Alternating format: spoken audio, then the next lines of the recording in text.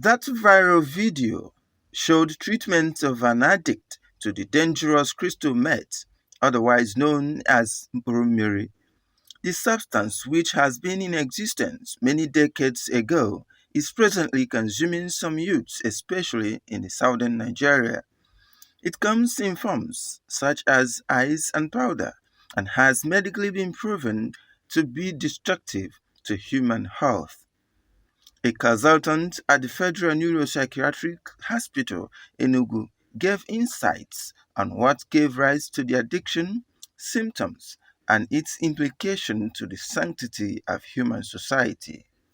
When it hits the aggressive center of the brain, that is usually the amygdala, then the people tend to behave aggressively and become destructive. If it hits the joyful center of the brain, those that make you feel high and cool and relaxed, it stimulates that level of feelings, that euphoric feelings, both happiness, sadness, joy, any emotion you can think of. They now stimulate it.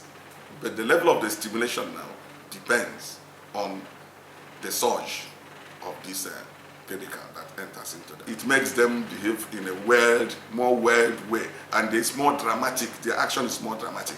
That is why the crystal meth symptoms is becoming worse, because when you take it now, you can start running.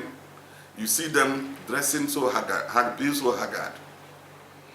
He recommended clinical solution to an addict of hard drug other than physical maltreatment and further spoke on what should be done to control the influx and production of the killer Murumiri. These government agencies to come into it and start educating people on the danger of that drug, involving the professionals like psychiatrists and drug experts, getting them involved in planning and finding a way to checkmate this.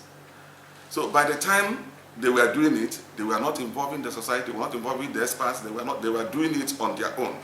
The churches must now make it more than they collect offertory in the church or collect tithes. They should make it a more serious matter and talk about it to the people. The villagers have started doing it, and I'm so happy about it. Some of them are getting it correct, others are getting it wrong, like those that flogged them. But I don't blame them. That is how they think they can help themselves, because nobody has come to help them. It is then a clarion call for all to join in the campaign against the sale, consumption, and importation of the crystal meth to save the future generation from mental disorder. Eva Aneke, Hero Television, Enugu.